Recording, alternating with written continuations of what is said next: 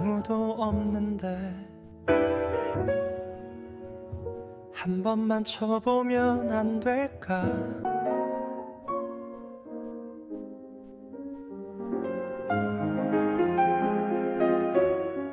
쇼팽의 녹턴 20번. 준호가 친 곡이었습니다.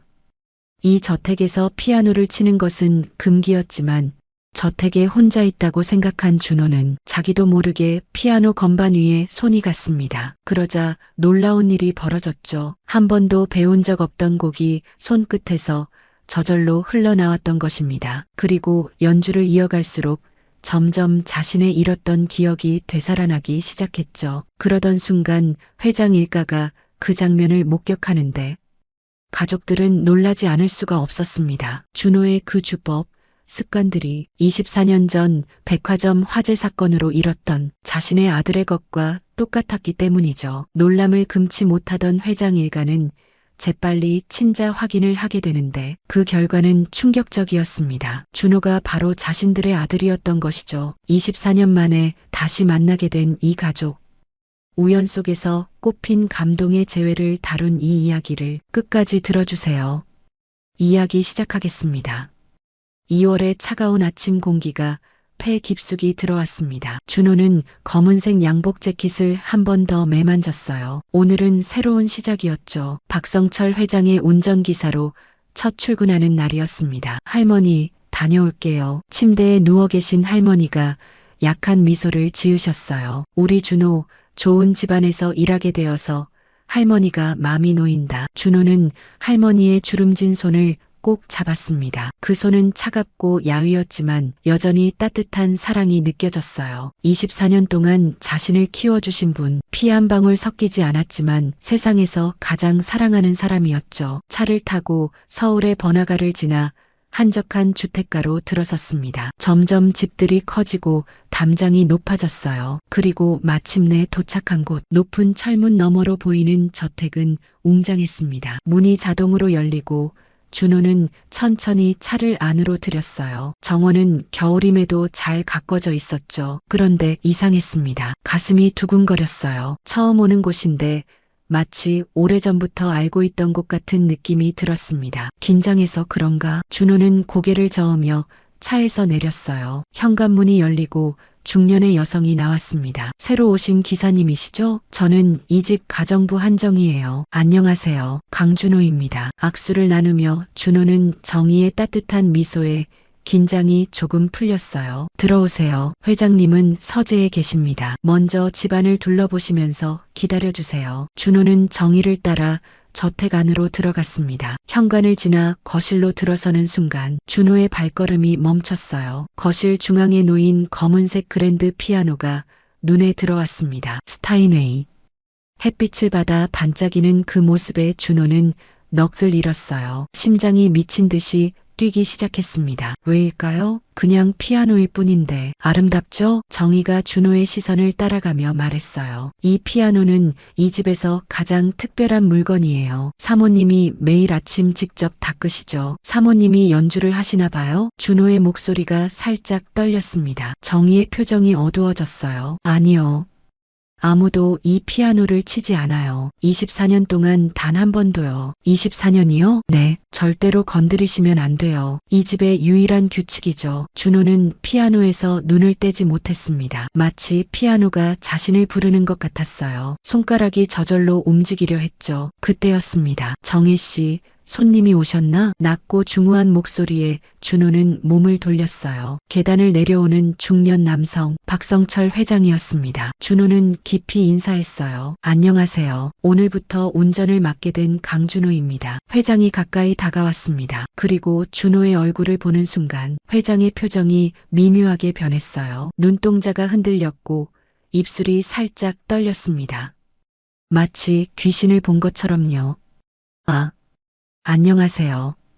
회장은 애써 평정심을 되찾으려 했지만 목소리가 떨렸어요. 시선도 계속 피했죠. 내가 뭘 잘못했나? 준호는 불안해졌습니다. 이력서는 봤습니다. 군 특수부대 출신이고 운전 경력도 충분하고요. 회장은 준호를 다시 한번 훑어봤어요. 그 눈빛에는 알 수 없는 감정이 담겨 있었죠. 가족은 할머니와 단둘이 삽니다. 부모님은 준호는 잠시 망설였어요. 어렸을 때 돌아가셨다고 들었습니다. 사실 준호는 알고 있었어요. 자신이 입양하라는 것을요. 하지만 굳이 찾지 않았죠. 할머니가 계셨으니까요. 할머니에게 상처 주고 싶지 않았어요. 회장의 표정이 더욱 복잡해졌습니다. 그래요. 고생 많으셨겠네요. 그때 위층에서 누군가 내려왔어요. 여보, 무슨 일이에요? 우아한 몸가짐의 중년 여성, 최미란 사모님이었습니다. 사모님도 준호를 보는 순간 걸음을 멈췄어요. 그리고 천천히 다가왔죠. 새로 오신 기사님이군요. 사모님의 목소리는 부드러웠지만 눈빛은 슬펐습니다. 마치 오래된 상처를 보는 것처럼요.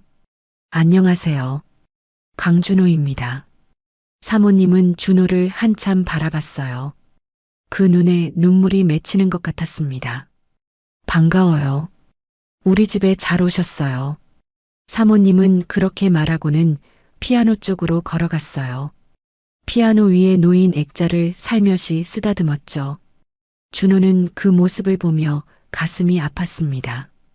왜인지 모르게 사모님의 슬픔이 자신의 가슴으로 전해지는 것 같았어요. 정희 씨, 강 기사님께 운전 일정 설명해 드려요. 회장이 서둘러 서재로 올라갔습니다. 사모님도 피아노를 한 번 더 쓰다듬고는 위층으로 사라졌어요. 준호와 정희만 거실에 남았죠. 이상하네요.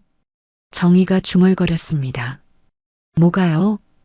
회장님과 사모님이 저렇게 동요하시는 걸 처음 봐요. 특히 사모님은. 정희는 말을 멈추고 고개를 저었어요. 아무것도 아니에요. 제가 너무 예민했나 봐요. 자, 일정표를 보여드릴게요. 하지만 준호는 느꼈습니다. 이 집에는 무언가 깊은 사연이 있다는 것을요. 그날 저녁 준호는 할머니 곁에 앉아 있었어요. 할머니, 제가 처음 보호소에서 왔을 때 어땠어요?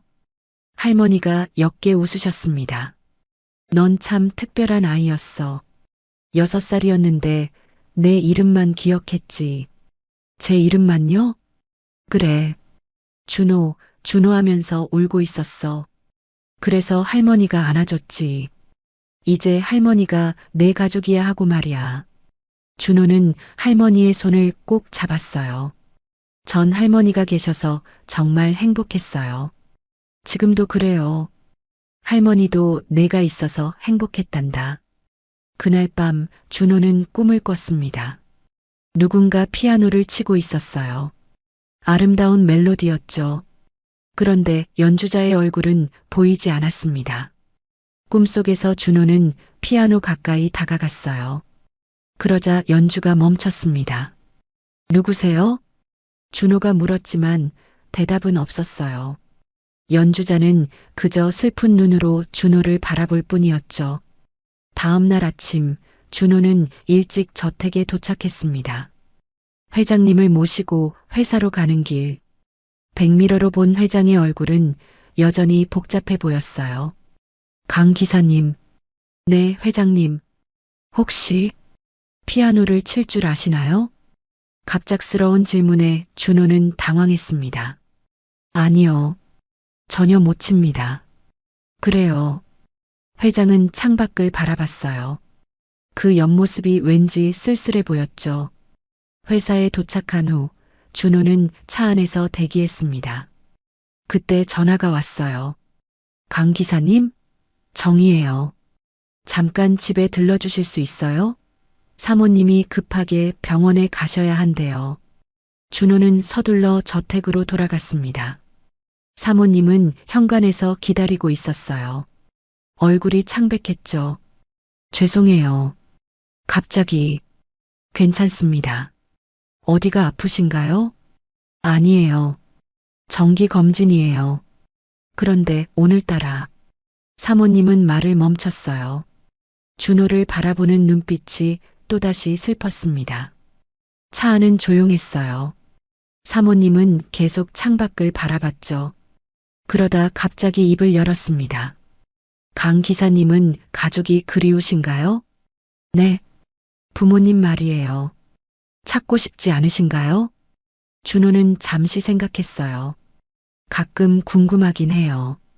하지만 저에겐 할머니가 계시니까요. 그걸로 충분합니다. 사모님의 눈에 눈물이 맺혔어요. 좋은 분이 키우셨나 봐요. 참 다행이에요. 병원에 도착했을 때 사모님이 갑자기 준호의 손을 잡았습니다. 강 기사님, 네. 우리 집에 와주셔서 고마워요. 정말로요. 그 따뜻한 손길에 준호는 또다시 가슴이 뭉클해졌어요. 왜일까요? 이 집 사람들을 보면 마음이 아팠습니다. 특히 사모님의 슬픈 눈빛은 자꾸만 마음에 남았어요. 병원에서 돌아오는 길, 사모님이 조용히 말했어요. 24년 전 우리는 소중한 걸 잃었어요. 준호는 대답하지 않고 운전에 집중했습니다. 그 후로 모든 게 멈춰버렸죠. 시간도 행복도 모든 게요. 사모님의 목소리가 떨렸어요. 하지만 이상해요. 강 기사님을 보니까 뭔가 따뜻해지는 것 같아요. 준호는 백미러로 사모님을 봤습니다. 사모님은 울고 있었어요. 저택에 도착했을 때 소연이 현관 앞에 서 있었습니다. 엄마, 어디 갔다 와요? 병원에 다녀왔어. 소연아, 인사해. 새로 오신 강 기사님이야. 소연은 준호를 보더니 환하게 웃었어요. 안녕하세요. 전박소연이에요. 안녕하세요. 강준호입니다. 악수를 나누는 순간 둘 다 움찔했어요. 마치 전기가 통한 것 같았죠. 아니, 그보다는 오래전부터 아는 사람을 다시 만난 것 같은 느낌이었어요. 우리 어디서 만난 적 있나요? 소연이 물었습니다. 준호도 같은 생각을 하고 있었어요. 아닌 것 같은데. 처음 뵙는데 왜 이렇게 낯이 익죠? 둘은 서로를 바라보며 웃었어요.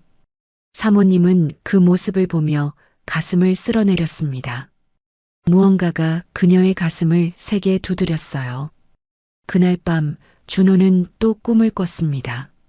이번에는 피아노 소리와 함께 누군가의 목소리가 들렸어요. 준호야, 우리 준호. 엄마 여기 있어. 따뜻한 목소리였어요. 그리고 백단향 냄새가 났죠. 준호는 꿈속에서 울었습니다. 왜 우는지도 모른 채요. 잠에서 깬 준호는 베개가 젖어 있는 걸 발견했어요. 왜 울었을까? 창밖을 보니 비가 내리고 있었습니다. 준호는 문득 비 오는 날이 좋다는 생각을 했어요. 항상 그랬죠.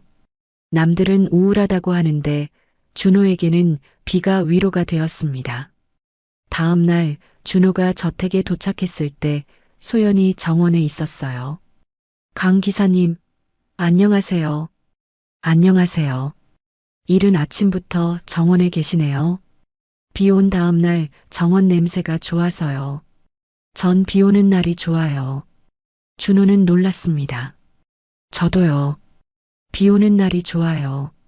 정말요? 와, 신기하다. 사람들은 다들 이상하다고 하는데. 둘은 서로를 보며 웃었어요. 그런데 정말 우리 어디서 만난 적 없어요? 소연이 다시 물었습니다. 글쎄요. 하지만 정말 낯이 익네요. 그쵸? 저도요. 처음 봤을 때부터 왠지 편했어요. 그때 정희가 나와서 말했어요. 아가씨, 아침 식사 준비됐어요.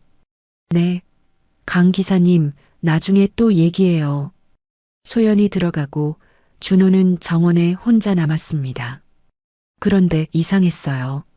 정원의 나무들, 꽃들의 위치가 왠지 익숙했죠. 마치 오래전부터 알고 있던 것처럼요. 내가 왜 이러지? 준호는 고개를 저으며 차로 향했습니다. 그때 2층 창문에서 누군가 준호를 바라보고 있었어요. 박성철 회장이었습니다. 회장의 눈에는 그리움과 슬픔이 가득했죠. 24년 동안 품어온 그리움, 혹시나 하는 희망, 그리고 확신할 수 없는 답답함이요. 여보, 미란이 뒤에서 회장을 안았습니다. 많이 닮았어요.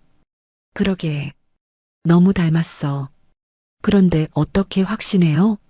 그냥, 그럴 수도 있잖아요. 회장은 아내의 손을 꼭 잡았어요. 나도 몰라. 하지만 가슴이 뛰어. 24년 만에 처음으로.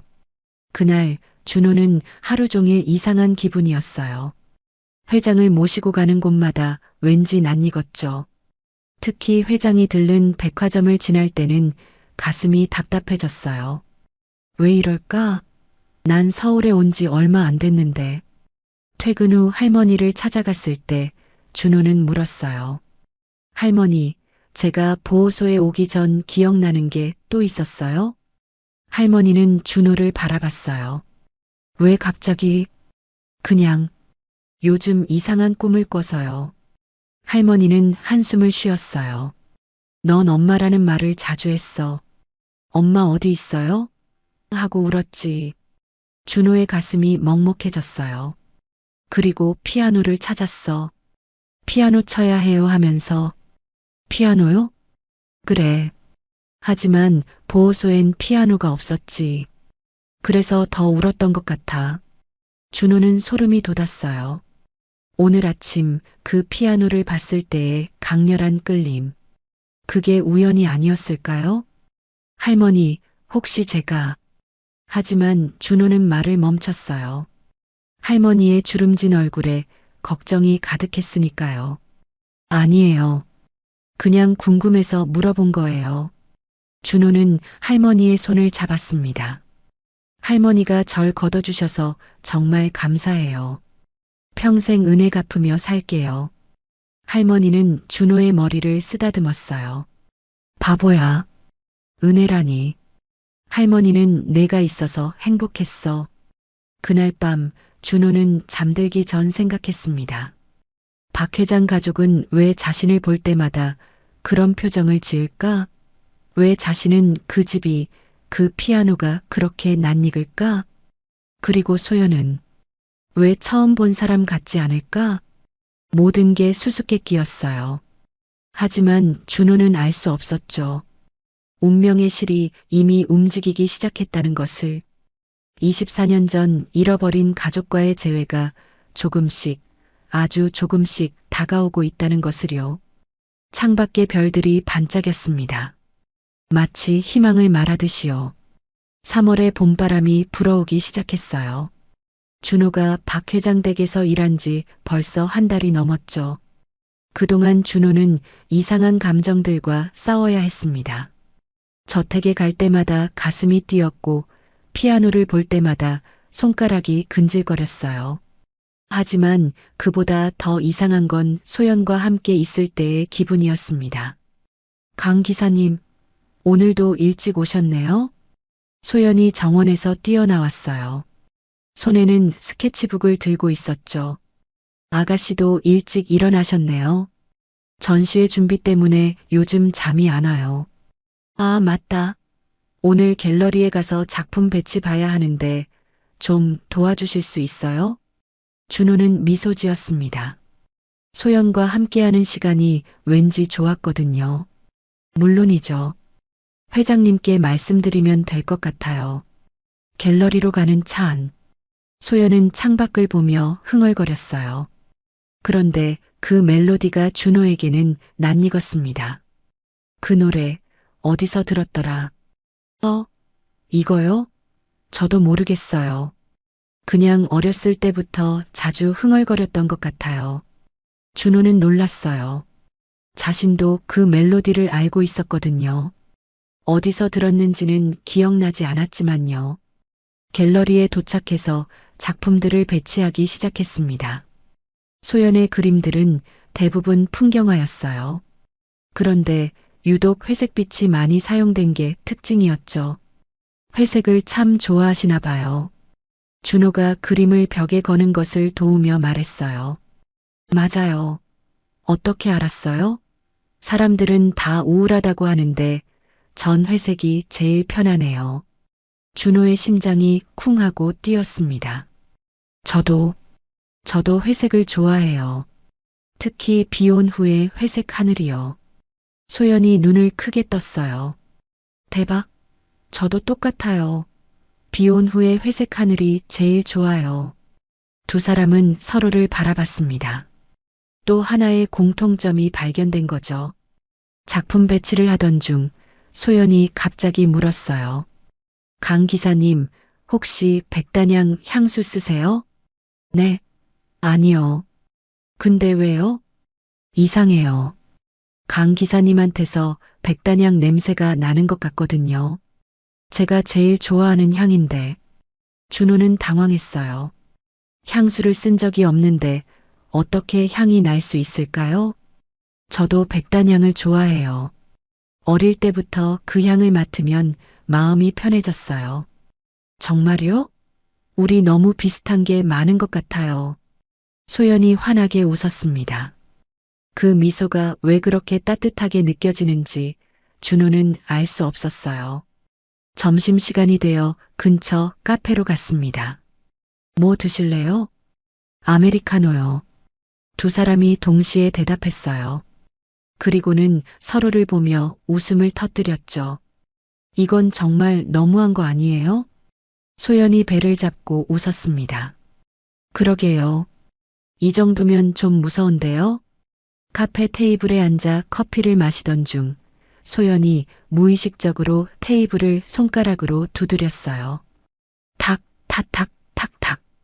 그 리듬을 듣는 순간 준호의 손도 저절로 움직였습니다. 똑같은 리듬으로요. 탁, 탁, 탁, 탁, 탁. 소연이 손을 멈췄어요. 눈이 동그래졌죠. 지금 제 리듬을. 저도 모르게. 두 사람은 말을 잃었습니다. 이건 우연이라기엔 너무 이상했어요. 강 기사님, 혹시 생일이 언제예요? 소연이 떨리는 목소리로 물었어요. 3월 15일이요. 탕. 소연이 들고 있던 컵이 테이블에 떨어졌습니다. 다행히 깨지진 않았지만 커피가 쏟아졌어요. 어머, 죄송해요.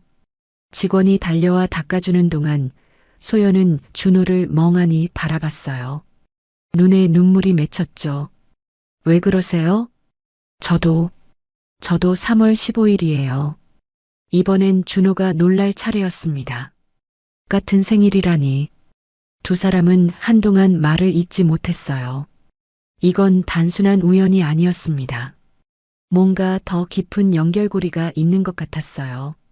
우리 정말 이상해요. 소연이 눈물을 닦으며 말했어요. 왜 이렇게 같은 게 많죠? 마치 쌍둥이 같죠? 준호가 말을 이었습니다. 소연이 고개를 끄덕였어요.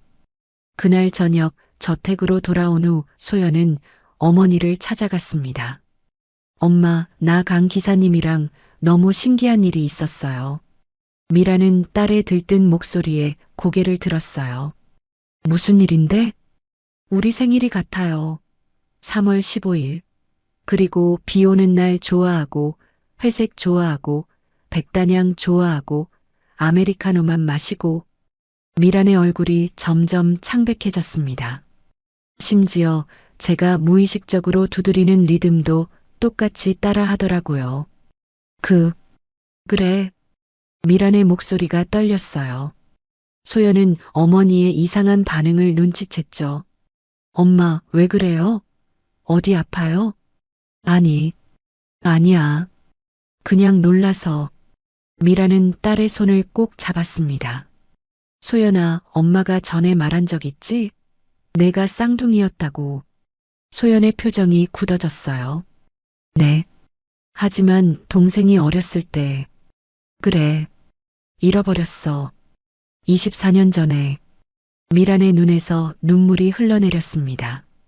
엄마는 지금도 매일 그 애를 생각해. 살아있다면 너랑 똑같이 30살이 됐겠지. 소연도 눈물을 흘렸어요. 엄마, 피아노를 그렇게 잘 쳤어? 6살인데도 쇼팽을 칠 정도였지. 소연이 놀랐습니다. 피아노를? 그래. 그래서 엄마가 거실에 피아노를 못 치게 하는 거야. 너무 아파서. 그날 밤 소연은 잠을 이루지 못했어요. 준호와의 공통점들, 어머니의 눈물, 그리고 24년 전 잃어버린 쌍둥이 동생. 이 모든 게 우연일까요? 한편 준호도 집에 돌아와 할머니 곁에 앉아 있었습니다. 할머니, 오늘 이상한 일이 있었어요. 준호는 소연과의 일을 이야기했어요. 할머니는 조용히 듣고 있었죠. 그 아이와 생일도 같다고? 네. 3월 15일이요. 저랑 똑같아요. 할머니의 눈빛이 흔들렸습니다. 준호야. 네. 혹시 내가 가족을 찾고 싶어 하니? 준호는 할머니의 손을 잡았어요. 아니에요. 전 할머니가 있잖아요. 그걸로 충분해요. 하지만 그날 밤 준호는 또 꿈을 꿨습니다. 이번엔 더 선명했어요. 피아노 앞에 앉은 사람의 뒷모습이 보였죠. 긴 머리의 여자였어요. 그리고 그 옆에는 두 아이가 있었습니다. 준호야, 소연아.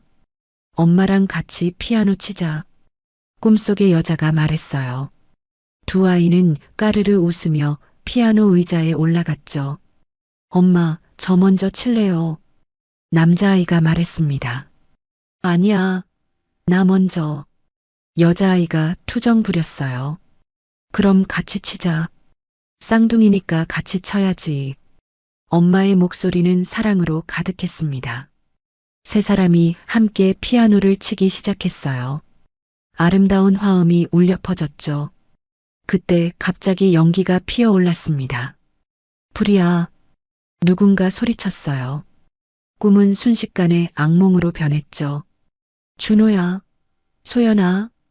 엄마의 비명소리가 들렸습니다. 하지만 연기 때문에 아무것도 보이지 않았어요. 준호는 식은땀을 흘리며 잠에서 깼습니다. 심장이 미친 듯이 뛰고 있었어요. 꿈이었지만 너무나 생생했죠. 특히 그 엄마의 목소리가. 왜 자꾸 이런 꿈을 꾸는 걸까? 다음 날 준호는 평소보다 일찍 저택에 도착했습니다. 이른 아침이라 아직 조용했어요. 준호는 정원을 걸었습니다. 그러다 거실 창문 너머로 소연이 보였어요. 소연은 피아노 앞에 서 있었습니다. 아니, 정확히는 피아노를 바라보고 있었죠. 손을 뻗었다가 거두기를 반복했어요. 마치 만지고 싶지만 만질 수 없는 것처럼. 준호는 조용히 현관으로 들어갔습니다. 아가씨? 소연이 놀라 돌아봤어요. 눈가가 붉었죠. 아, 강 기사님. 일찍 오셨네요. 피아노를 보고 계셨네요. 소연이 쓸쓸하게 웃었어요. 어렸을 때부터 늘 궁금했어요. 왜 우리 집에선 아무도 피아노를 치지 않는지. 준호가 가까이 다가갔습니다. 사모님이 예전에는 치셨다고 들었어요. 네. 엄마가 피아노를 정말 잘 치셨대요. 하지만 24년 전부터 단 한 번도. 소연이 말을 멈췄어요. 24년 전에 무슨 일이 있었나요? 동생을 잃었어요. 쌍둥이 남동생을. 준호의 가슴이 철렁 내려앉았습니다. 백화점 화재 때 잃어버렸대요. 그날이 우리 6번째 생일이었어요. 소연의 눈에서 눈물이 떨어졌죠. 엄마는 자기 때문이라고 자책해요. 생일 선물 사러 갔다가 그런 일이 생긴 거라고. 준호는 숨이 막혔습니다. 백화점 화재, 6번째 생일, 3월 15일. 모든 조각이 맞춰지고 있었어요. 그 동생이 피아노를 쳤나요? 소연이 고개를 끄덕였어요. 천재였대요. 6살에 쇼팽을 쳤다고. 그래서 엄마가 이 피아노를 아무도 못 치게 하는 거예요. 준호의 손가락이 떨렸습니다. 왜인지 모르게 피아노 건반이 그리워졌어요. 저도 이상한 꿈을 꿔요. 준호가 나지막이 말했습니다. 어떤 꿈이요?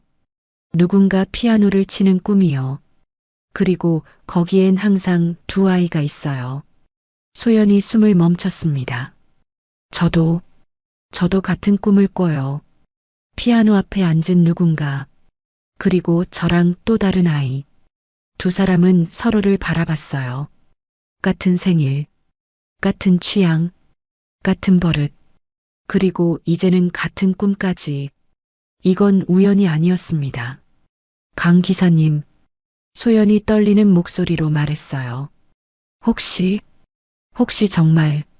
하지만 말을 끝맺지 못했습니다.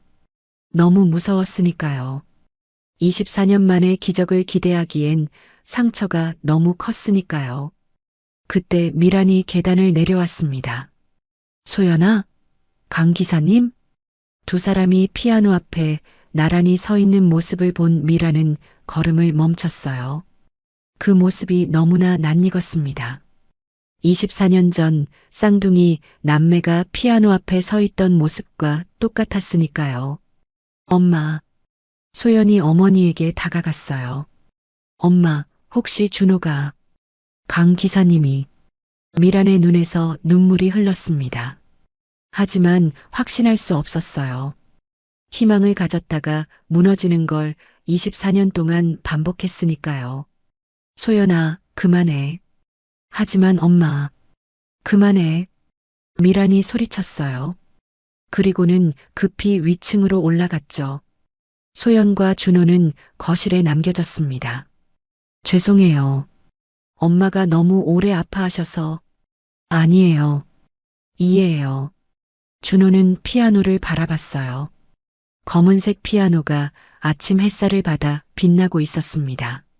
마치 자신을 기다리고 있는 것처럼요. 소연의 전시회가 이틀 앞으로 다가왔습니다. 그날은 토요일 오후였어요. 준호는 갤러리에 두고 온 전시 자료를 가지러 텅 빈 저택에 들렀죠. 가족들은 모두 전시회 준비로 바깥에 나가 있었습니다. 저택은 고요했어요. 햇빛이 거실 창문을 통해 비스듬히 들어왔습니다. 먼지 알갱이들이 빗속에서 춤을 추고 있었죠. 준호는 서재로 가려다 발걸음을 멈췄어요. 거실 중앙의 피아노가 햇빛을 받아 빛나고 있었습니다. 검은색 스타인웨이. 24년 동안 아무도 치지 않았다는 금기의 피아노. 준호의 심장이 빨라지기 시작했어요. 손바닥에 땀이 났죠. 그냥 지나가자. 서류만 가지고 빨리 나가자. 하지만 발이 움직이지 않았습니다. 피아노가 준호를 부르고 있었어요. 아니, 피아노 안에 잠들어 있던 무언가가 깨어나고 있었죠. 준호는 천천히 피아노에 다가갔습니다. 한 걸음, 또 한 걸음. 피아노 앞에 선 준호는 떨리는 손을 뻗었어요. 차가운 피아노 뚜껑에 손가락이 닿는 순간 전기가 통하는 것 같았습니다. 안 돼. 이러면 안 돼. 이성은 그렇게 외쳤지만 몸은 이미 다른 의지에 따라 움직이고 있었어요. 피아노 뚜껑이 열렸습니다. 흰 건반과 검은 건반이 나란히 놓여 있었어요.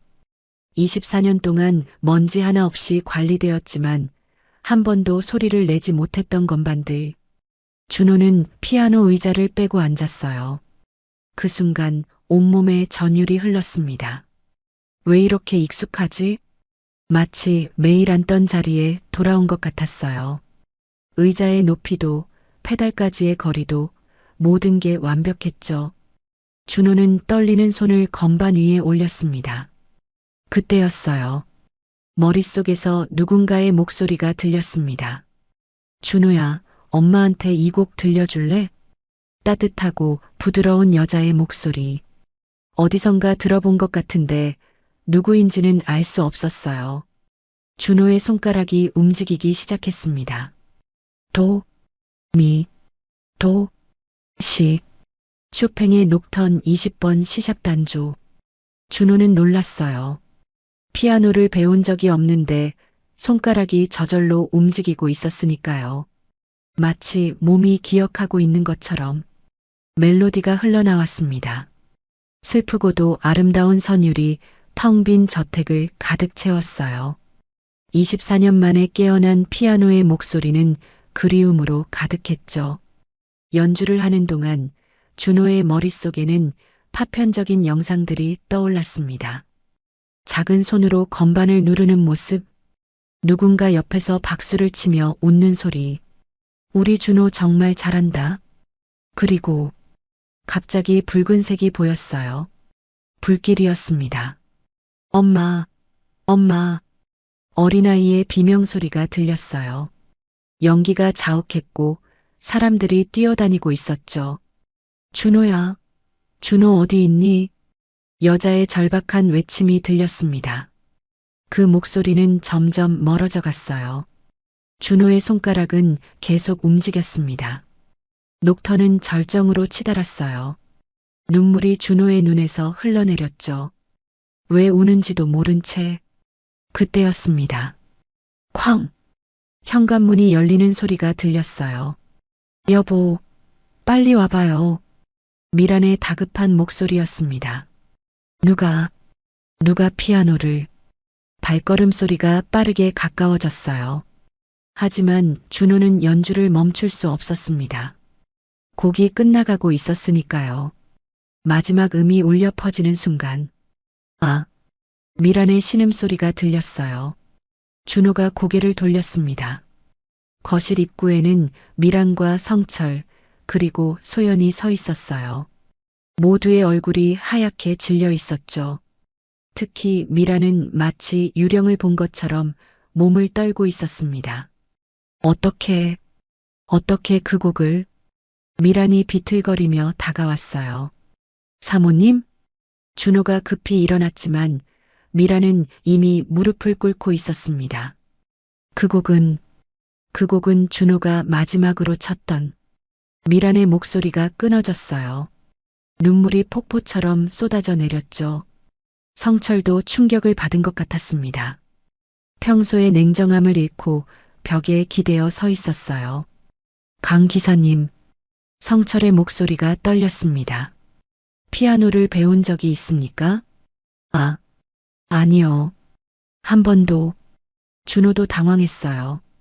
자신이 방금 무엇을 했는지 이해할 수 없었으니까요. 그런데 어떻게 쇼팽을 칠 수 있죠? 그것도 녹턴 20번을? 성철이 다가왔습니다.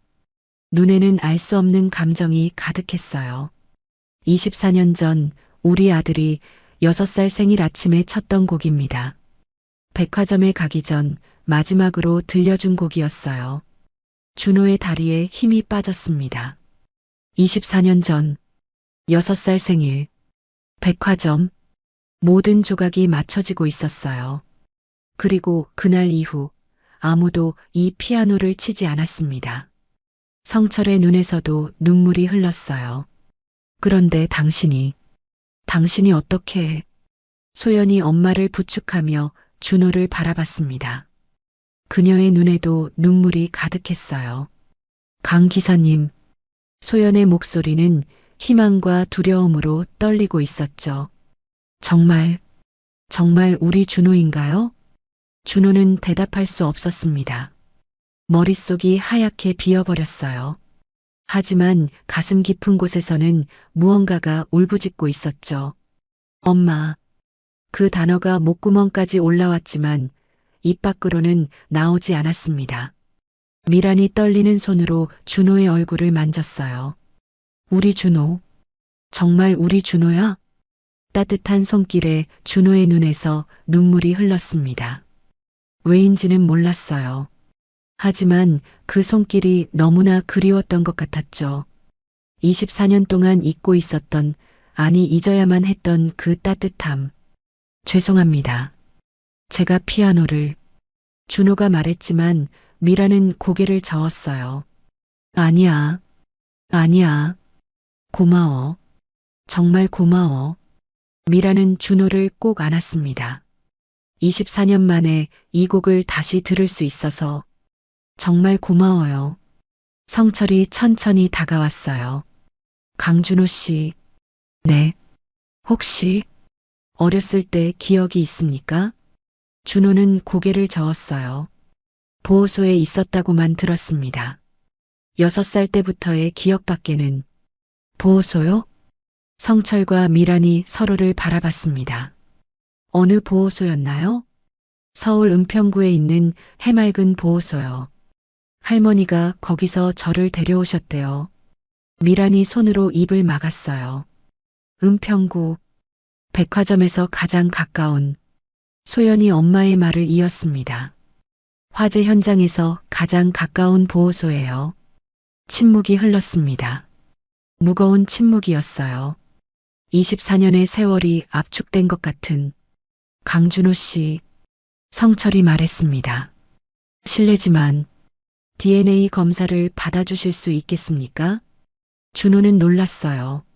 하지만 이상하게도 거부감은 들지 않았습니다. 오히려 마음 한구석에서는 안도감이 들었어요. 이 혼란스러운 상황에 답을 찾을 수 있을 것 같았으니까요. 네, 그러겠습니다. 미란이 준호의 손을 잡았어요. 고마워요. 정말 고마워요. 그날 저녁 준호는 병원에서 DNA 샘플을 채취했습니다. 결과는 일주일 후에 나온다고 했어요. 집으로 돌아온 준호는 할머니 곁에 앉았습니다. 할머니, 응, 준호야. 제가 정말 할머니 손자예요. 그쵸? 할머니는 준호의 머리를 쓰다듬었어요. 그럼, 넌 할머니의 소중한 손자야. 할머니는, 제가 친부모를 만나도 괜찮으세요? 할머니의 손이 잠시 멈췄어요. 하지만 곧 다시 부드럽게 쓰다듬었죠. 준호야. 네. 할머니는 내가 행복했으면 좋겠어. 그게 전부야. 준호는 할머니를 꼭 안았습니다. 그날 밤 준호는 오랜만에 편안하게 잠들었어요. 꿈속에서는 피아노 소리가 들렸습니다. 하지만 이번엔 무섭지 않았어요. 오히려 따뜻하고 평온했죠. 준호야, 잘했어. 정말 잘했어. 누군가 속삭이는 소리가 들렸습니다. 엄마의 목소리였어요. 한편 박 회장 댁에서는 온 가족이 거실에 모여 있었습니다. 24년 만에 울려 퍼진 피아노 소리의 여운이 아직도 집안을 가득 채우고 있었어요. 정말 준호일까요? 소연이 물었습니다. 그럴 거야. 미란이 확신에 찬 목소리로 말했어요. 엄마의 직감이야. 준호가 맞아. 성철도 고개를 끄덕였습니다. 그 곡을, 그것도 정확하게 칠 수 있는 건. 가족들은 서로를 바라봤어요. 24년의 기다림이 끝나가고 있었습니다. 기적은 정말로 일어나는 걸까요? 일주일 후면 알 수 있을 거예요. 하지만 그들의 마음은 이미 알고 있었습니다. 강준호가 바로 그들이 잃어버렸던 박준호라는 것을요. 피아노 사건이 있은 그날 밤 성철은 잠을 이룰 수 없었습니다. 새벽 3시 그는 조용히 침실을 빠져나왔어요. 복도 끝 24년 동안 굳게 닫혀있던 문 앞에 섰죠. 아들의 방이었습니다. 떨리는 손으로 문고리를 잡았어요. 차가운 금속의 감촉이 현실을 일깨워 주었죠. 문이 열렸습니다. 시간이 멈춘 방이 모습을 드러냈어요. 작은 침대, 장난감들, 그리고 벽에 걸린 사진들. 모든 게 24년 전 그대로였습니다. 미란이 매일 청소하며 지켜온 공간이었죠. 성철은 천천히 방 안으로 들어갔어요. 책상 위에는 동화책이 펼쳐져 있었습니다. 피터팬, 준호가 가장 좋아했던 책이었어요. 아빠, 저도 피터팬처럼 날 수 있어요? 어린 준호의 목소리가 들리는 것 같았습니다. 성철의 눈에 눈물이 맺혔어요. 가슴이 찢어지듯 아팠죠. 서랍을 열었습니다. 그 안에는 준호의 유치원 가방이 있었어요. 노란색 가방 안에는 이름표가 달려 있었죠. 박준호. 손가락으로 이름을 쓰다듬었습니다. 그때 기억이 밀려왔어요. 24년 전 그날의 기억이. 1999년 3월 15일. 아빠, 오늘 제 생일이에요. 6살 준호가 침대에서 뛰어내렸어요. 소연도 함께 깔깔거렸죠. 우리 쌍둥이들 생일 축하해. 미란이 케이크를 들고 들어왔습니다. 엄마, 선물은요? 준호가 눈을 반짝였어요. 오늘 백화점 가서 준호가 원하는 거 고르자. 진짜요? 와. 아침 식사 후 준호는 피아노 앞에 앉았어요. 엄마, 제가 연습한 곡 들려드릴게요. 작은 손가락이 건반 위를 춤췄습니다. 쇼팽의 녹턴 20번이었어요. 우와, 우리 준호 정말 잘한다. 미란이 박수를 쳤고 소연도 따라 쳤죠. 나도 피아노 배울래. 소연이 투정을 부렸어요. 그래, 우리 소연도 배우자. 행복한 아침이었습니다. 그런데 백화점에서 모든 게 바뀌었어요. 준호야, 엄마 손 꼭 잡고 있어. 미란이 준호의 손을 잡고 장난감 코너로 갔습니다. 사람이 많았어요. 주말이라 더욱 붐볐죠. 준호는 로봇 장난감 앞에서 눈을 떼지 못했어요. 엄마, 이거요. 그래, 그거 사자. 바로 그때였습니다. 불이야. 누군가의 비명이 들렸어요. 순식간에 혼란이 시작됐죠. 사람들이 뛰기 시작했고 연기가 피어올랐습니다. 준호야. 미란이 준호를 꼭 안았어요. 하지만 인파에 밀려 넘어졌죠. 엄마. 준호의 손이 미란의 손에서 빠져나갔습니다. 준호. 준호야. 미란의 절규가 연기 속에 묻혔어요. 성철은 머리를 흔들었습니다. 그 이후의 기억은 악몽이었어요. 병원, 경찰서, 실종 신고, 그리고 끝없는 기다림. 매일 백화점 근처를 돌았습니다. 보호소란 보호소는 다 찾아다녔어요. 하지만 준호는 없었죠. 경찰은 최악의 가능성을 언급했지만 성철과 미라는 믿지 않았습니다. 시신이 발견되지 않았으니까요. 준호는 살아있을 거라고 믿었어요. 1년이 지났습니다. 그래도 준호는 돌아오지 않았어요. 2년, 3년, 5년. 시간이 흐를수록 희망은 흐릿해졌지만 포기할 수는 없었습니다. 매년 3월 15일이 되면 성철과 미라는 케이크를 샀어요. 준호야, 생일 축하해. 빈 의자를 향해 말했죠. 10년이 지났을 때 주변 사람들은 말했습니다. 이제 그만 놓아주세요. 하지만 어떻게 놓아줄 수 있겠어요? 20년이 지났을 때도 성철은 실종 신고를 갱신했습니다. 아직도 찾고 계세요? 담당 형사가 안타까운 눈으로 물었어요. 네. 찾을 때까지요. 그리고 24년이 흐른 지금 성철은 아들의 방에서 눈물을 흘리고 있었습니다. 준호야. 그때 문이 열렸어요. 미란이었습니다. 여보, 미안. 깨웠어? 아니에요. 저도 잠이 안 왔어요. 미란이 성철 옆에 앉았어요. 정말 준호일까요? 그럴 거야. 아니, 준호가 맞아. 성철이 아내의 손을 잡았습니다. 24년이에요. 24년 만에. 미란의 목소리가 떨렸어요.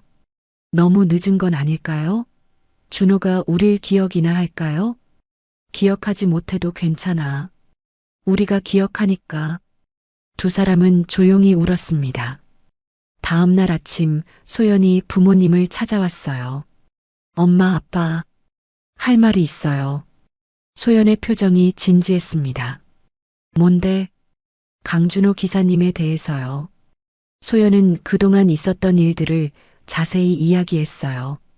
같은 생일, 같은 취향, 같은 버릇, 같은 꿈. 그리고요, 가장 이상한 건 소연이 잠시 말을 멈췄어요. 제가 태어날 때부터 가지고 있다는 손목의 점 있잖아요. 응. 강 기사님도 똑같은 위치에 똑같은 모양의 점이 있어요. 미란이 숨을 멈췄습니다. 정말? 네. 우연이라고 하기엔 너무 똑같아요. 성철이 일어섰어요.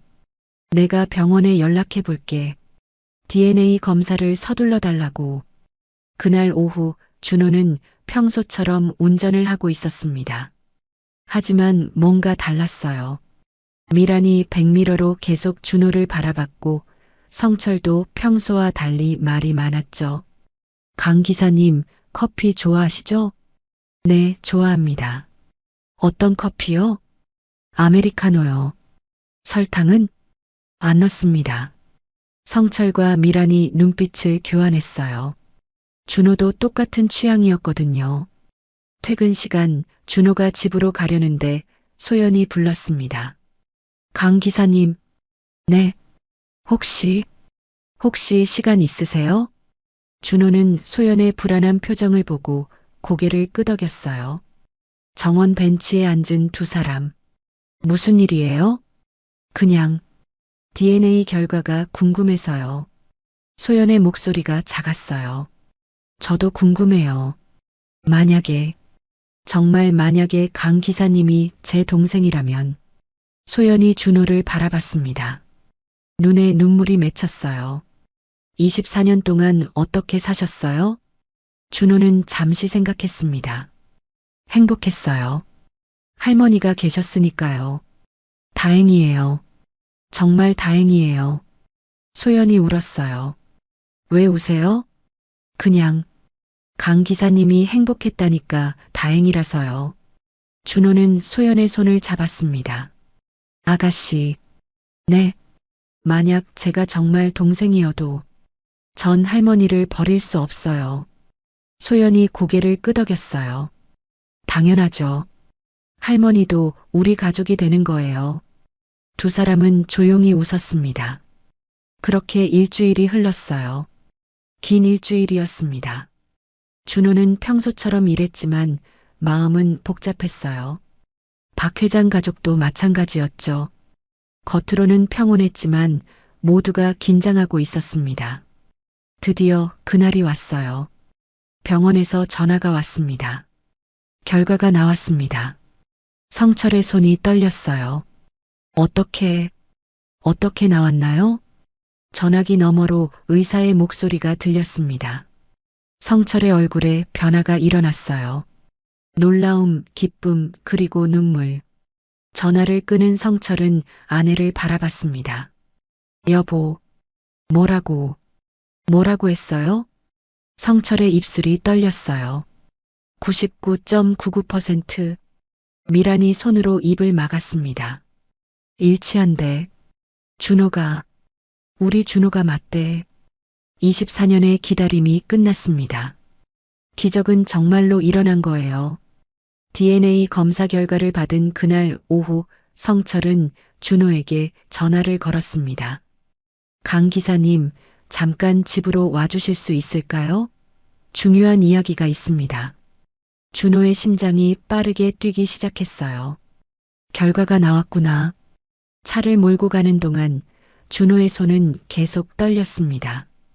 운전대를 잡은 손에 힘이 들어갔다 빠졌다를 반복했죠.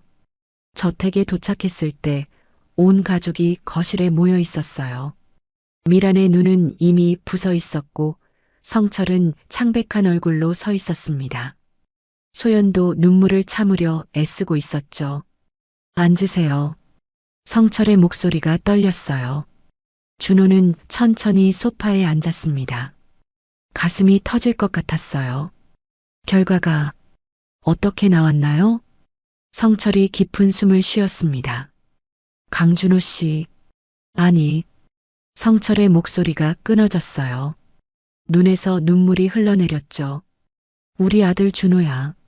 순간 시간이 멈춘 것 같았습니다. 준호의 귀에서 윙 하는 소리가 났어요. 현실감이 사라졌죠. 99.99% 일치했어. 넌 정말 우리 준호야. 미란이 일어나 준호에게 다가왔습니다. 떨리는 손으로 준호의 얼굴을 감쌌어요. 24년이야. 24년 만에 찾았어. 미란의 눈물이 폭포처럼 쏟아졌습니다. 엄마가 미안해. 정말 미안해. 준호의 눈에서도 눈물이 흘렀어요. 왜 우는지 알 수 없었지만 가슴 깊은 곳에서 무언가가 터져 나오는 것 같았죠. 24년 전 내 생일날이었어. 성철이 천천히 이야기를 시작했습니다.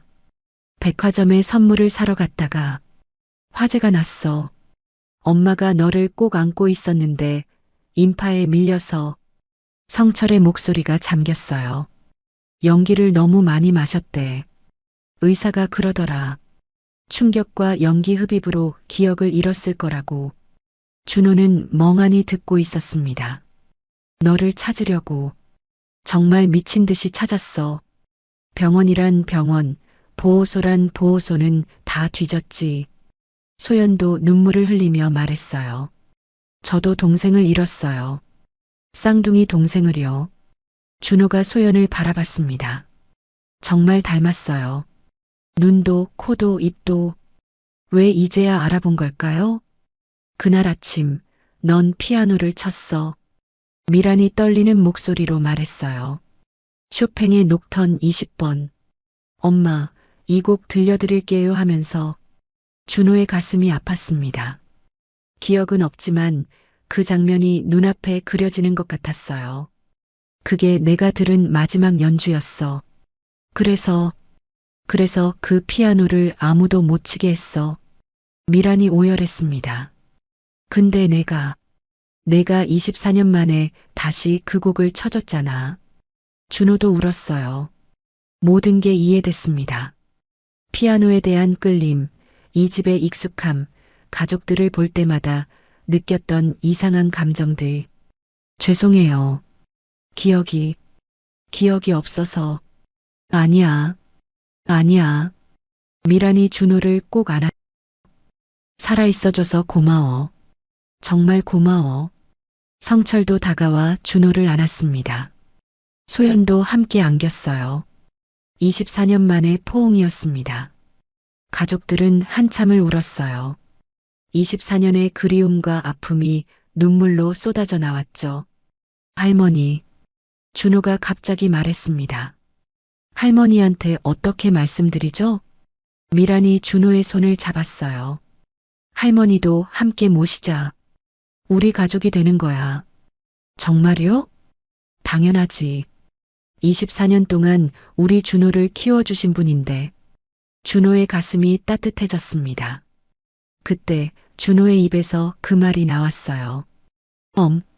엄마. 미란이 숨을 멈췄습니다. 다시 한 번만. 엄마. 이번엔 더 선명했어요. 미란이 다시 울기 시작했습니다. 하지만 이번엔 기쁨의 눈물이었죠. 그래. 엄마야. 엄마 여기 있어. 그날 밤 준호는 할머니를 찾아갔습니다. 할머니. 어머 준호야. 웬일이니? 울었니? 할머니가 걱정스럽게 물었어요. 준호는 할머니 앞에 무릎을 꿇었습니다. 할머니, 제가 제 친부모를 찾았어요. 할머니의 표정이 변했어요. 하지만 놀라지는 않았죠. 그래. 그런 날이 올 줄 알았어. 할머니는 알고 계셨어요? 할머니가 작게 웃었습니다. 내가 처음 왔을 때 엄마 하고 울었잖니. 부모가 있는 아이라는 걸 알았지. 그런데도 저를. 그럼 넌 내 손자야. 피는 안 섞였어도 내 손자야. 준호가 할머니를 안았어요. 할머니도 저랑 같이 가요. 친엄마가 할머니도 모시고 싶대요. 할머니의 눈에 눈물이 고였습니다. 이 늙은이를. 할머니는 제 생명의 은인이에요. 가족이에요. 며칠 후 준호는 가족들과 함께 어렸을 때의 흔적을 찾아다녔습니다. 보호소 기록, 병원 기록, 그리고 희미한 기억의 조각들. 이 아이 이름이 준호라고만 했어요. 성은 기억 못했죠. 보호소 원장님이 말했습니다. 충격이 컸나 봐요. 부모님 이름도 집 주소도 전혀 기억 못했으니까. 모든 퍼즐이 맞춰졌어요. 화재 현장의 혼란, 연기로 인한 기억 상실, 그리고 보호소로 가게 된 과정. 하지만 피아노는 기억했네요. 소연이 말했어요. 몸이 기억한 거야. 영혼이 기억한 거야. 가족들은 서로를 바라보며 웃었습니다. 24년의 아픔이 치유되고 있었어요. 기적은 정말로 일어났고 잃어버린 가족은 다시 만났습니다. 이제 새로운 시작이었어요. 일주일 후 박 회장 가족은 준호의 집을 찾았습니다. 작은 아파트 앞에 선 미란의 손이 떨렸어요. 성철이 아내의 어깨를 감싸 안았죠. 괜찮아. 우리가 감사하러 온 거잖아. 준호가 문을 열었습니다. 어서 오세요.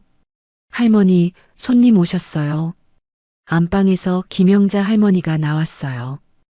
허리가 굽었지만 눈빛은 맑고 따뜻했습니다. 어서 오세요. 초라한 곳에. 아니에요, 할머니. 미란이 급히 다가가 할머니의 손을 잡았어요. 저희가 정말 감사드려요. 그리고는 깊이 허리를 숙였습니다. 성철과 소연도 함께 인사했죠. 24년 동안 우리 준호를 키워주셔서 정말 감사합니다. 영자 할머니의 눈에 눈물이 맺혔어요. 아이고, 이게 무슨.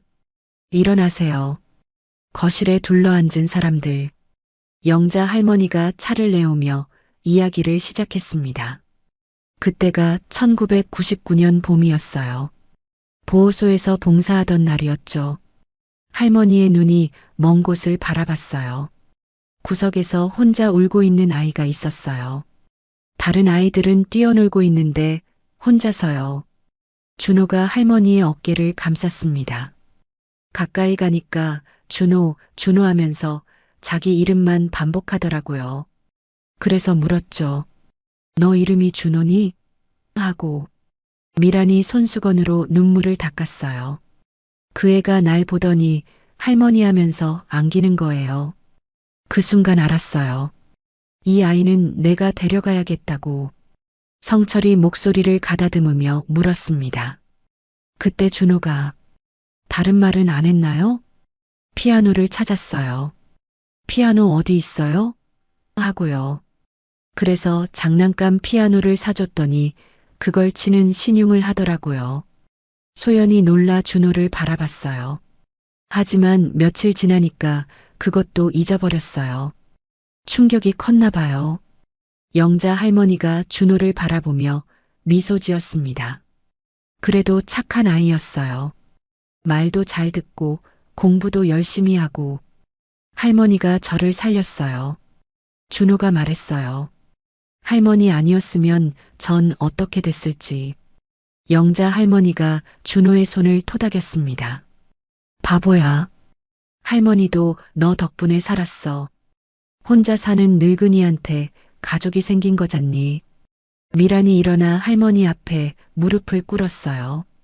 할머니, 저희와 함께 사시면 안 될까요? 영자 할머니가 놀랐습니다. 네, 저희가 모실게요. 아니, 모시고 싶어요. 할머니는 우리 준호의 은인이자 가족이니까요. 성철도 고개를 숙였어요. 저희 부모님도 돌아가셨어요. 할머니가 저희 어머니가 되어주시면 정말 감사하겠습니다. 영자 할머니의 입술이 떨렸어요. 이 늙은이가 무슨. 할머니. 소연이 할머니를 안았습니다. 저도 할머니 모시고 싶어요. 우리 가족이 되어주세요. 준호도 할머니의 손을 꼭 잡았어요. 할머니, 이제 큰 가족이 생긴 거예요. 다 같이 행복하게 살아요. 영자 할머니는 한참을 울었습니다. 평생 혼자 살아온 그녀에게 이런 큰 선물이 올 줄은 몰랐으니까요. 한 달 후 영자 할머니는 박 회장 댁으로 이사했습니다.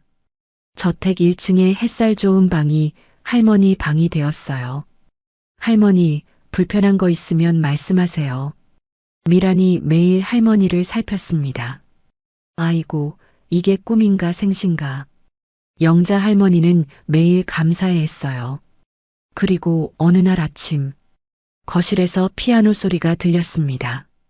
24년 만에 집안에 울려 퍼지는 피아노 소리. 준호가 피아노를 치고 있었어요. 모차르트의 소나타였습니다. 밝고 경쾌한 멜로디가 집안을 가득 채웠죠. 미란이 계단을 내려왔어요. 눈에는 눈물이 가득했지만 얼굴엔 미소가 있었죠. 아침마다 쳐도 될까요? 준호가 물었습니다. 엄마를 위해서요. 미란이 준호를 꼭 안았어요. 그럼 매일 쳐줘. 엄마가 제일 듣고 싶은 소리야. 그때부터 매일 아침 준호의 피아노 소리로 하루가 시작됐습니다. 때로는 밝은 곡을, 때로는 잔잔한 곡을 연주했어요. 소연도 가끔 동생 옆에 앉아 함께 연주했죠. 오빠, 나도 가르쳐줘. 오빠라니 겨우 5분 먼저 태어났으면서 남매는 티격태격하면서도 다정했어요. 24년의 공백이 무색할 정도로요. 소연의 전시회 날이 밝았습니다. 온 가족이 함께 갤러리로 향했어요. 영자 할머니도 함께였죠. 우리 소연이 그림 보러 가자. 준호가 할머니의 휠체어를 밀었습니다. 전시회는 대성공이었어요. 소연의 그림들은 이제 더 이상 우울하지 않았습니다. 회색빛 속에도 따뜻한 색들이 숨어 있었죠. 이 그림 제목이 뭐예요? 한 관객이 물었어요. 완전한 가족이에요. 소연이 대답했습니다. 그림 속엔 피아노 앞에 앉은 가족들이 있었어요. 준호와 소연, 부모님, 그리고 영자 할머니까지 모두가 환하게 웃고 있었죠. 24년 만에 완성된 그림이에요. 소연의 목소리에 행복이 묻어났습니다. 그날 밤 온 가족이 거실에 모였어요. 준호가 피아노 앞에 앉았습니다. 오늘은 특별한 곡을 연주할게요. 그리고 시작된 멜로디. 쇼팽의 녹턴 20번이었어요. 하지만 이번엔 슬프지 않았습니다. 그리움이 아닌 감사의 마음으로, 아픔이 아닌 기쁨으로 연주했으니까요. 미란과 성철, 소연, 그리고 영자 할머니 모두가 조용히 음악을 들었어요. 24년의 기다림이 끝났습니다. 잃어버린 가족은 다시 만났고 더 큰 가족이 되었어요. 엄마, 아빠, 소연아, 할머니. 연주를 마친 준호가 가족들을 바라봤습니다. 사랑해요. 5 식구의 포옹이 이어졌어요. 창밖엔 별들이 반짝이고 있었습니다. 마치 축복하듯이요. 이제 이 집엔 웃음소리가 끊이지 않았어요. 매일 아침 피아노 소리가 울렸고 저녁엔 온 가족이 모여 식사를 했죠. 영자 할머니는 손주들에게 옛날 이야기를 들려주었고 미란과 성철은 24년의 공백을 하나하나 채워나갔습니다. 완전한 가족. 그들은 비로소 완전해졌어요.